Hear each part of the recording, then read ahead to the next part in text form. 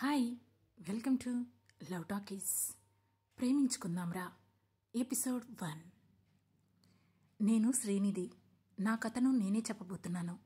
ప్రస్తుతం నేను సారా హాస్పిటల్ ఎదురుగా ఉన్న పార్కింగ్ ఏరియాలో ఒక వ్యక్తితో కారులో ఉన్నాను. అతని పేరు మైకేల్. నేను అతన్ని ఒకప్పుడు ప్రేమగా మైక్ అని పిలిచేదాన్ని. ఆ రోజు దాదాపు 4 సంవత్సరాల తర్వాత నేను మైక్ను కలిశాను. కారులో ఉన్న నేను మైకేల్ అని భారంగా పిలిచాను. బీ సైలెంట్ శ్రీనిధి, కూల్గానే అయినా బేస్ వాయిస్లో అన్నాడు నాతో ఉన్న మైకేల్. ప్లీజ్ లీవ్ మీ అని అంటున్న నన్ను ఏమాత్రం పట్టించుకోకుండా ప్రేమగా నా చెంపలు నిమురుతూ హవర్ యూ అని అడిగాడు మైక్. 4 ఏళ్ల 3 నెలల 4 రోజులైంది మైకేల్ని చూసి. ఇన్నేళ్ల తర్వాత అనుకోకుండా ఇలాంటి పరిస్థితుల్లో తనను చూస్తానని ఐ నెవర్ ఎక్స్పెక్టెడ్. ఎలా ఉన్నావు అని అడుగుతూనే నా శరీరాన్ని ఆత్రంగా తడుముతున్నాడు మైకేల్. అతని స్పర్శ నాకు మరింత దగ్గరవుతూ ఉండడంతో నా మనసులో నడుస్తున్న ఆలోచనలు తడబడుతున్నాయి. కానీ తను మాత్రం నా లిప్ చివరన చిన్నగా కిస్ చేయడంతో స్టార్ట్ చేసి నా ముఖాన్ని పూర్తిగా తన వైపుకు తిప్పుకొని ఇంటెన్స్గా కిస్ చేయడం మొదలుపెట్టాడు.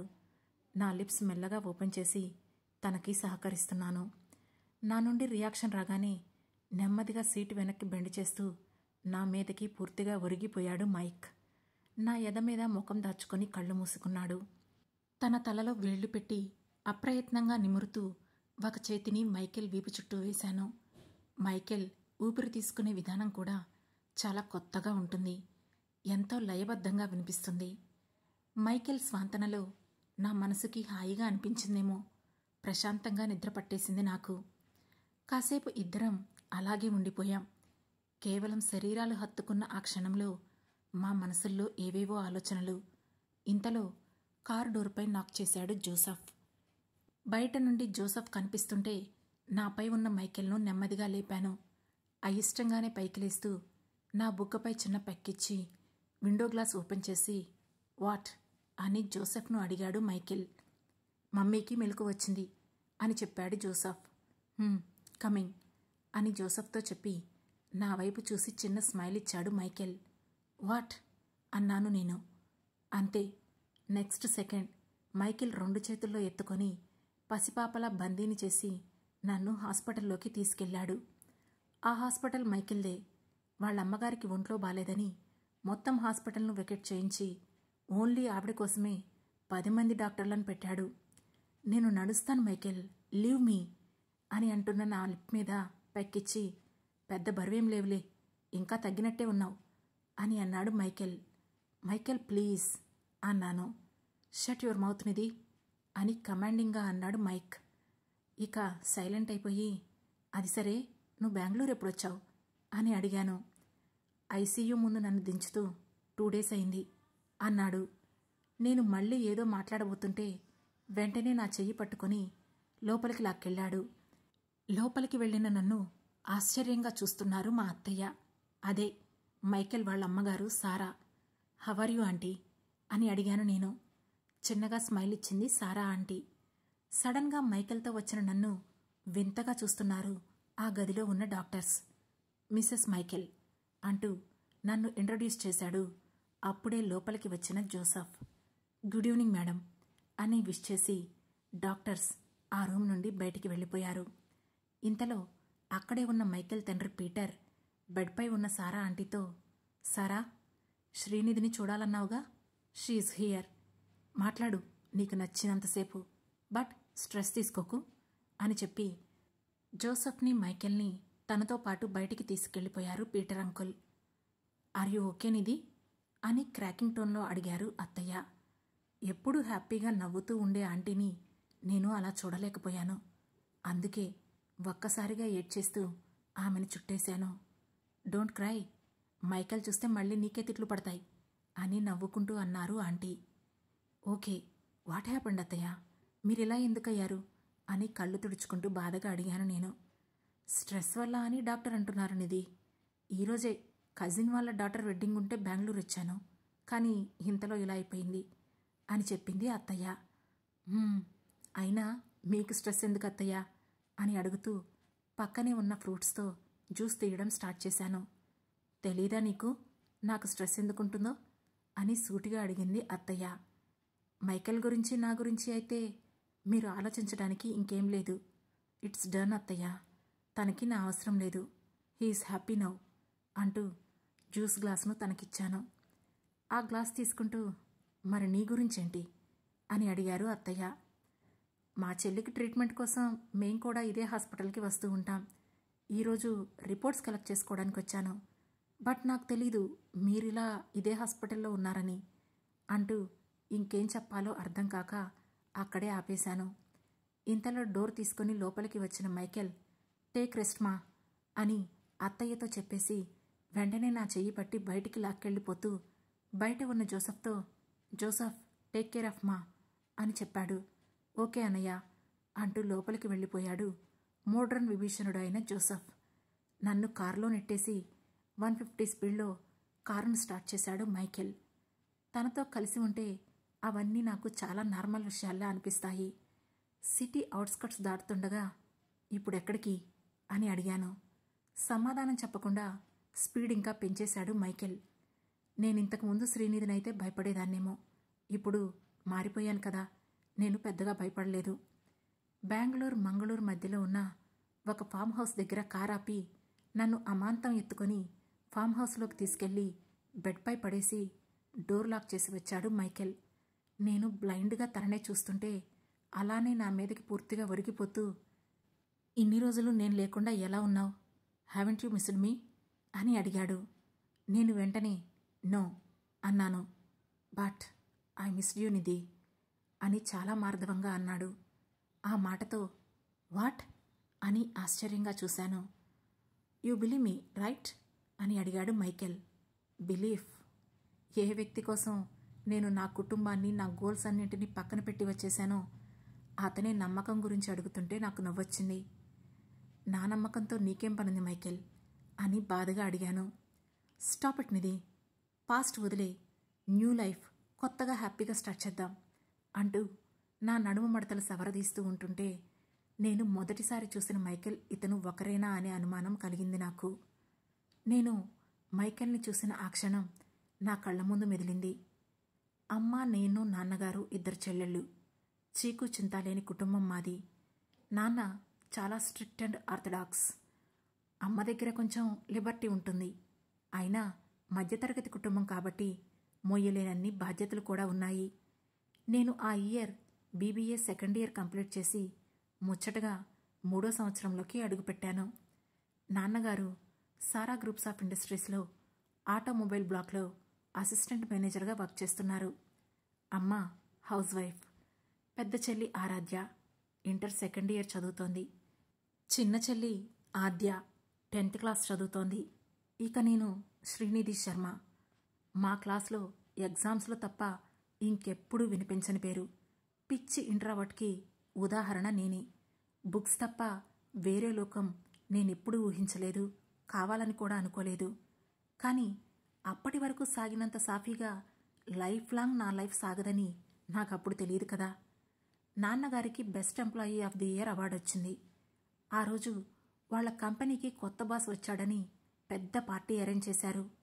మమ్మల్ని నాన్నగారు ఏదైనా పార్టీకి తీసుకెళ్లడం కూడా అదే మొదటిసారి. ఆద్య మా ఇద్దరికంటే కొంచెం డిఫరెంట్ టైప్. మేమిద్దరం ఇంట్రావర్ట్ అండ్ షై టైప్ అయితే అది స్ట్రాంగ్ అండ్ ఇండిపెండెంట్. తాడో పేడో తేల్చుకోవడం తప్ప తనకు ఇంకేం తెలీదు. బయట ఎక్కడ భోజనం చేయడం కూడా మాకు అలవాటుండదు. ఇన్ఫ్యాక్ట్ నాన్నగారు తిడతారు. అందుకే ఆ రోజు పార్టీ జరుగుతుంటే మేమంతా ఒక మూల నుంచున్నాం.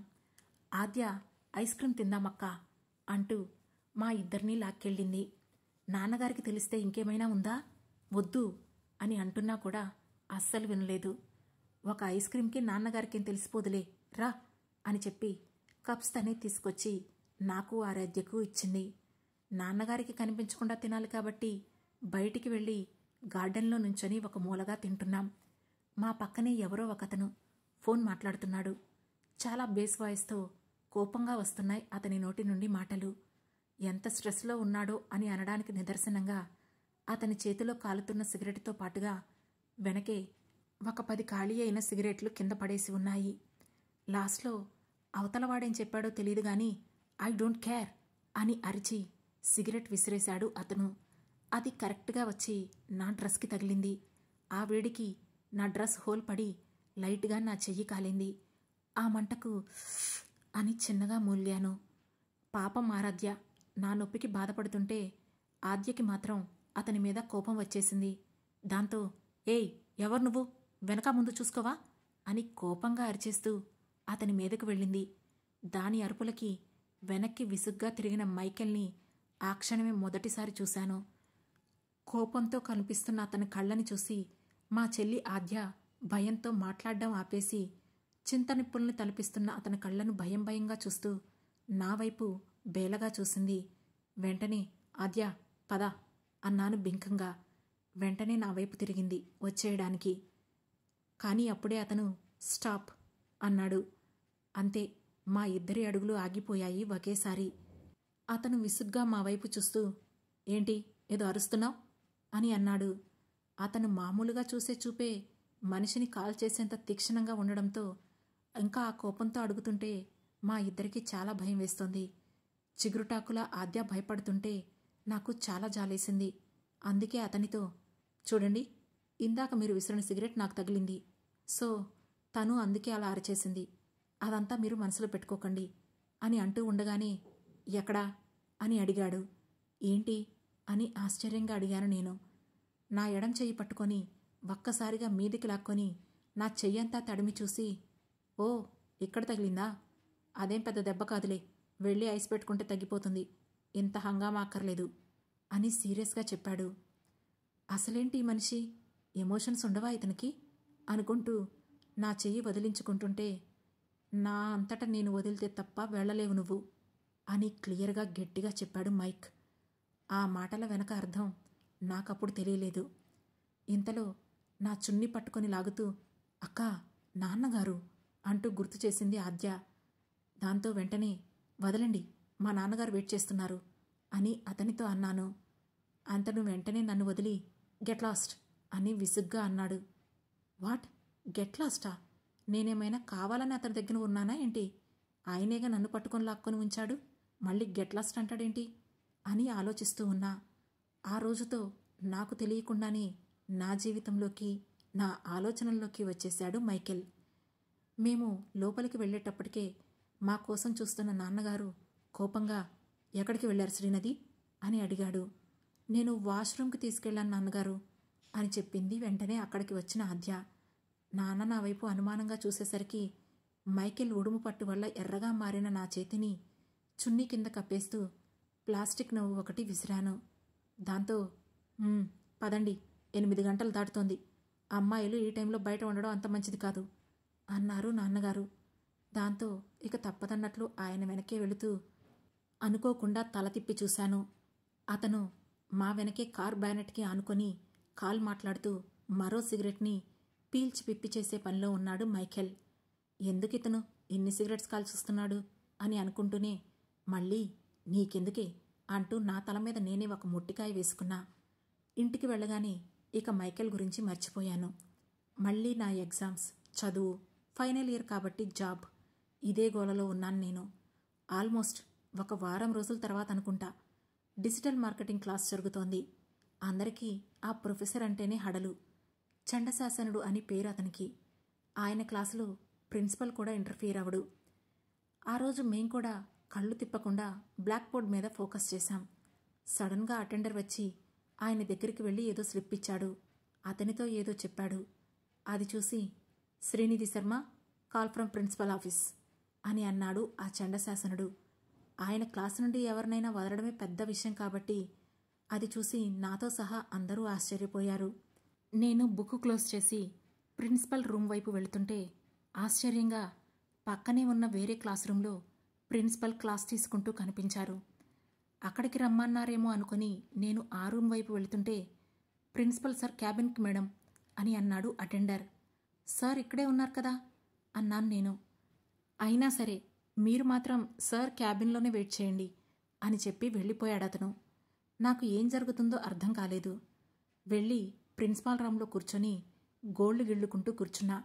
5 నిమిషాలు కూడా అవ్వకుండానే డోర్ తెరుచుకొని తన కోట్ తీసి పక్కనే ఉన్న ఒక వ్యక్తికి ఇస్తూ ఐ నీడ్ నో డిస్టర్బెన్స్ అని సీరియస్గా చెప్పి లోపలికి వచ్చి బళ్ళున డోర్ వేశాడు మైఖేల్. అతన్ని అక్కడ చూడగానే గుండె జల్లుమంది నాకు. ఈయనేంటిక్కడ? కొంపతీసి ఆ రోజు అద్దె మాట్లాడిన మాటలు కాని మనసులో పెట్టుకొని నన్ను సాధించడానికి రాలేదు కదా అనుకుంటూనే భయంతో పైకి లేచి నుంచున్నా. తను నా దగ్గరికి వస్తున్న కొద్దీ నా హార్ట్ బీట్ నాకే వినిపించేంత స్పీడుగా కొట్టుకుంటోంది. అరచేతులు చెమటలు పట్టేస్తుంటే భయంతో కళ్ళు దించేశాను. నా ముందు నుంచొని శ్రీనిధి అన్నాడు సీరియస్గా. నా పేరు అతనికి ఎలా తెలిసిందో నాకు అర్థం కాలేదు. చాలా భయమేసింది అతను అలా పిలుస్తుంటే. కళ్ళు మాత్రమే పైకెత్తి మైకేల్ వైపు చూశాను. 5 మినిట్స్లో ఈ డ్రెస్ వేసుకొని బయటికి రా అంటూ నా చేతిలో ఒక కవర్ పెట్టాడు. తీసుకోలేదు నేను. అసలే భయంతో చచ్చిపోయేలా ఉంటే ఏంటితను డ్రెస్ అంటున్నాడు, వేసుకోమంటున్నాడు, ఏమైపోతాను నాన్నగారికి తెలిస్తే అని ఆలోచిస్తున్నా. నాకేది రెండోసారి చెప్పే అలవాట్లేదు అని చాలా సీరియస్గా అన్నాడు మైకేల్. ఎవరండి మీరు అని చాలా నెమ్మదిగా అడిగాను. Do what I said, time లేదు నాకు అన్నాడు వాచ్ చూసుకుంటూ. దాంతో భయంగా వెళ్ళి ప్రిన్సిపల్ క్యాబిన్లోనే అతని పర్సనల్ రూమ్కి వెళ్ళి డ్రెస్ మార్చుకొని వచ్చాను నేను. ఎప్పుడూ వేసుకునే కుర్తీ టైప్ డ్రెస్సే, కాకపోతే కొంచెం బ్రాండెడ్ అనుకుంటా. బయటికి రాగానే నన్ను ఒకసారి పైనుండి కింది వరకు చూసి నాకు చాలా దగ్గరగా వచ్చాడు మైకేల్. నేను బెదురుతున్న కళ్ళతో అతన్ని చూస్తుంటే డోంట్ ప్యానిక్ అని ఒక్క మాట చెప్పాడు. ఓకే అన్నాను లోపల చచ్చేంత టెన్షన్గా ఉంటే. నా జడకి పెట్టిన క్లచ్ తీసేసి హెయిర్ కొంచెం ముందుకు వేసి పద అన్నాడు. ఎక్కడికి అన్నాను వెంటనే. Strangely he did not answer my question. నా ఎడమ చెయ్యి అతని కుడి చేతిలో ఉండగా నేను అతని వెనకే నడుస్తూ వెళుతున్నాను. ప్రిన్సిపల్ ఆఫీస్ క్యాబిన్కి బయట 3 కార్లు ఆగి ఉన్నాయి. మధ్య కారులో కూర్చొని నా వైపు చూశాడు. ఆ చూపుల్లో ఉన్న తీక్షణతకి దడుచుకొని వెంటనే వెళ్ళి కారులో కూర్చున్నా. ఆ కారు ఎటు వెళుతుందో కూడా నాకు తెలీదు. నా పక్కన కూర్చున్న వ్యక్తి ఎవరో అంతకన్నా తెలీదు. అసలు నేను ఎక్కడికి వెళుతున్నానో అర్థమే కాలేదు. మొదటిసారి నా పరిస్థితి చూసి నాకే జాలేసింది. ఆ కార్ మా కాలేజీకి దూరంగా సిటీ మధ్యలోని ఒక ఫేమస్ 7 స్టార్ హోటల్ ముందు ఆగింది. తాను దిగిన తర్వాత ఆటోమేటిక్గా నేను కూడా దిగాల్సి వచ్చింది. చూడండి, ఆ రోజు మా ఆద్య అన్నదానికి మీరు హర్ట్ అయితే I'm sorry, please leave me అన్నాను భయంగా. చుప్ అని కసిరాడు నన్ను. అతని వైలెన్స్ తట్టుకోలేక ఇక సైలెంట్ అయిపోయాను. ఎందుకో అతను నన్నేమైనా చేస్తాడేమో అని భయమైన ఆలోచన ఏది రావడం లేదు నాకు.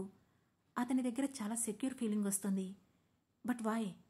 అతనికి నాకు ఉన్న పరిచయం మహా అయితే 5 నిమిషాలు కూడా లేదే అని నా చేతిని చుట్టేసిన మైకేల్ చేతి స్పర్శను నన్ను తాకేంత వరకు నేను ఆలోచనల్లోనే ఉన్నాను. మైకేల్ చెయ్యి నా చేతిని దాటి నడుము చుట్టూ చేరింది. ఇక మాటలు కట్. బ్లైండ్గా వెళ్ళిపోతున్నాను అతని పక్కనే. డైనింగ్ ఏరియాలో చాలామంది వరుసగా కూర్చున్నారు. వాళ్లలో 2 గుర్తుపట్టాను నేను. వాళ్ళు నాన్నగారు పనిచేస్తున్న కంపెనీకి చైర్మన్ అండ్ వాళ్ళ వైఫ్. వాళ్ళకి ఇక్కడేం పని అని అనుకున్నాను. మళ్ళీ అది సమాధానం లేని ప్రశ్నే. మైకేల్ రావడమే అందరూ మా ఇద్దరి వైపు తల తిప్పి చూస్తుంటే నాకెందుకో ఆశ్చర్యంగా అనిపించింది. వాళ్ళు మా కోసమే వెయిట్ చేస్తున్నట్లుగా కూడా అనిపించింది. మైకేల్ డైరెక్ట్గా వెళ్ళి మధ్య ఉన్న చైర్లో కూర్చున్నాడు. నేను కూడా అతని వైపు కూర్చునేలాగా చేశాడు. తనేనా అని అడిగింది నాన్నగారి చైర్మన్ వైఫ్. అవును అన్నాడు ఎక్స్ప్రెషన్లెస్ ఫేస్తో. ఈజ్ ఇట్ అని ఆశ్చర్యంగా ఆమె నన్ను చూస్తుంటే నాకేం అర్థం కాలేదు. ఫుడ్ ముందే ఆర్డర్ చేశారనుకుంటా. సర్వ్ చేస్తుంటే అందరూ తినడం స్టార్ట్ చేశారు, నేను తప్ప. నాకు బయట తినడం అలవాట్లేదు. నాన్నగారికి తెలిస్తే చంపేస్తారు. కానీ తినకపోతే ఈయన ఊరుకునేలాడాడు అనుకుంటూ 2 కీరా ముక్కలు వేసుకున్నాను ప్లేట్లోకి. ఆ రెండిటిని ఎలాగోలా నోట్లో కుక్కి బయటికి వచ్చేలోపు నోరు మూసుకొని కూర్చున్నాను వాళ్లనే గమనిస్తూ. వాళ్ళందరూ చాలా హైక్లాస్ పీపుల్ అని ఇట్టే అర్థమవుతోంది. నాకు మరోవైపునే ఇంకో అబ్బాయి కూర్చున్నాడు.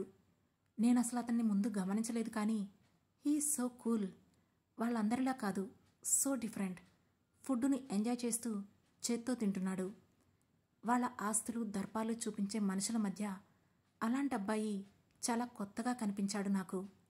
ఇంతలో ఆ అబ్బాయి నా వైపు తల కూడా తిప్పకుండానే జోసఫ్ అని అన్నాడు. అతను ఏమన్నాడో అర్థం కాక ఏంటి అని చిన్నగా అన్నాను నేను. అంతలా చూస్తున్నావుగా, మై నేమ్ ఈజ్ జోసఫ్ అని మళ్ళీ చెప్పాడతను. ఓ శ్రీనిధి అని చెప్పాను చిన్న స్మైల్ ఇచ్చి. అయినో అన్నాడు జోసఫ్. ఇంతలో మైకేల్ వాళ్ళ నాన్న చైర్మన్ అయిన ఆ వ్యక్తి సో వాట్ యు సే అంటూ మైకేల్ని చూస్తూ అడిగారు. నథింగ్ అన్నాడు మైకేల్. చెప్పడానికి ఏం లేదనేగా నిన్నటి నుండి చెబుతున్నాడు అని గొనుక్కుంటూ అన్నాడు జోసఫ్. రియల్లీ నీకు అమైరా కంటే ఈ అమ్మాయి నచ్చిందా అని అడిగింది నాకు ఎదురుగా కూర్చున్న ఒక పెద్ద బొట్టు ఆంటీ. టేబుల్ మీద ఉన్న మైకేల్ చేతి కండరం ఒక్కసారిగా బిగుసుకొని నరాలు బయటికి కనిపించడం మొదలయ్యాయి. తెల్లని అతని చేతి మీద గ్రీన్గా నరాలు కనిపిస్తుంటే భయమేసి అప్రయత్నంగానే అతని చేతి మీద చెయ్యేసి చాలా జాగ్రత్తగా పట్టుకున్నాను. ఆ స్పర్శకి నా వైపు తిరిగిన మైకేల్ కళ్ళలో ఒక చిన్నపాటి నవ్వు. అతని కళ్ళలో చూస్తున్న నాకు ఆ క్షణం తెలీదు, జీవితాంతం ఆ కళ్లకు నేను బందీగా మారబోతున్నానని. తన వేళ్లతో నా చేతి వేళ్లు పెనవేసి చాలా గట్టిగా పట్టుకున్నాడు మైకేల్. తనకి కోపం తగ్గిందో లేదో తెలియని కానీ నాకు మాత్రం టెన్షన్ ఎక్కువైపోయింది. నాన్నగారికి తెలియకుండా వచ్చేశానని ఒక పక్క భయం వేస్తుంటే అతనితో నా చనువేమిటో నాకే మింగుడు పడడం లేదు. నెమ్మదిగా పెనవేసిన అతని వేళ్ల నుండి నా వేళ్లు లాగుతుంటే you can't live until I live you slow వాయిస్లో అయినా చాలా బేస్గా చెప్పాడు మైకేల్. నాకు తెలియకుండానే అతని మాటలు వింటూ నా చేతిని కాలానే వదిలేశాను. ఇంతలో మైకేల్, మీరు చూడాలన్నారని తీసుకొచ్చాను, ఇట్స్ ఇనఫ్, ఇక తనకి ఇక్కడ ఉండాల్సిన అవసరం లేదు అని సీరియస్గా చెప్పాడు. వాట్, తనెవరో ఏంటో తెలుసుకొనివ్వకుండా ఏంటిది మైక్ అని అంది పెద్దబొట్టు ఆంటీ. ఈ ఆంటీకి తన చేతిలో మూడినట్టుందిగా, అందుకే తెగ ఆయాసపడిపోతుంది అని అనుకుంటూ నాలో నేనే ఆవిడికి జాలి ప్రకటించాను. ఇంతలో మైకేల్, తనెవరో మీరు తెలుసుకోవాల్సిన అవసరం ఏముంది, ఆల్రెడీ నాకు తెలుసు, కొన్ని రోజులాగితే ప్రపంచానికి కూడా తెలుస్తుంది, until then don't interfere in our personal life అని విసుగ్గా చెప్పాడు. ఎందుకో ఆవిడ మీద అతను కోపం చూపించలేదని, ఆవిడ ప్లేస్లో ఇంకెవరున్నా వాళ్ల ముక్కు మూతి ఏకమైపోయేదని నా సిక్స్త్ సెన్స్ గట్టిగా చెప్పేసింది నాకు. ఇంతలో మైకేల్ మాట్లాడిన మాటల్లో ఏదో తేడా అనిపించడంతో ఆ మాటలను నేను మళ్ళీ గుర్తు చేసుకున్నాను. అందులో అతను చెప్పిన అవర్ పర్సనల్ లైఫ్ అనే పదం గుర్తుకు రావడంతో వాట్, అవర్ పర్సనల్ లైఫ్ ఏంటి అని షాక్ అయ్యి నేను మైకేల్ వైపు చూశాను. ఈలోగానే లెట్స్ గో నిధి అని అంటూనే పైకి లేచాడు మైక్. అయోమయంగా చూస్తున్న నా వైపు చూసి నవ్వుతూ బాయ్ అన్నట్టు చెయ్యి ఊపాడు జోసఫ్. బాయ్ అప్రయత్నంగానే నేను కూడా చెప్పేశాను. ఆ తర్వాత నాతో ఒక్క మాట కూడా మాట్లాడకుండా నన్ను కాలేజ్ దగ్గర డ్రాప్ చేసి వెంటనే వెళ్ళిపోయాడు మైకేల్. నేను లోపలికి వెళ్ళి క్లాసులో కూర్చున్నాను. కానీ నా బ్రెయిన్ అక్కడ లేదు. ఇక ఎక్కువసేపు ఉండలేక నాన్నగారికి కాల్ చేసి హెడేక్ అని చెప్పి ఇంటికి వెళ్ళిపోయాను. డోర్ తీస్తూనే ఈ డ్రెస్ ఎక్కడిదే అని అడిగేసింది అమ్మ. అప్పటికి గాని గుర్తురాలేదు మైకేల్ ఇచ్చిన డ్రెస్లోనే ఉన్నానని. ఏం చెప్పాలో నాకు అర్థం కాలేదు. దాంతో మార్నింగ్ బస్సులో వెళ్తుంటే టాప్ చిరిగిపోయిందమ్మా, హాస్టల్లో ఉన్న మా ఫ్రెండ్ది వేసుకున్నాను అని చెప్పేశాను. మొదటిసారి నా జీవితంలో అమ్మకి అబద్ధం చెప్పేశాను. ఆరాధ్య ఆద్య చాలాసార్లు చెప్పారు కానీ నాకు అప్పటి వరకు అంత అవసరం రాలేదు. ఇప్పుడే ఒక అబద్ధాన్ని వాడే అవసరం వచ్చింది. అమ్మకి నమ్మకం కలగలేదేమో, ఇంత కరెక్ట్గా సైజులు ఎలా సరిపోయాయి అని అడిగింది అమ్మ. నిజమే, ఎలా సరిపోయాయి, ఏదో అచ్చు వేసి నా కోసమే కుట్టినట్లు అని నాకు కూడా అప్పుడే డౌట్ వచ్చింది. అయినా నేను అమ్మకి సమాధానం ఇవ్వలేకపోయాను. అందుకే నా రూంలోకి మౌనంగా వెళ్ళిపోయాను. హెడ్ఏక్ అన్నావంట కదా, నాన్నగారు ఫోన్ చేశారు, ఇదిగో ఈ టాబ్లెట్స్ వేసుకో అంటూ టాబ్లెట్ తీసుకొచ్చి ఇచ్చింది అమ్మ. నేను ఆ టాబ్లెట్స్ వేసుకొని నా బెడ్ మీద వెల్లికలా పడుకొని సీలింగ్ ఫ్యాన్ని చూస్తున్నాను. టైం ఎంతైందో తెలియదు కానీ నా తల మీద చల్లటి స్పర్శ పడేసరికి టక్కున కళ్ళు తెరిచి చూసిన నేను అక్కడ కనిపించిన వ్యక్తిని చూసి టక్కున లేచి కూర్చున్నాను.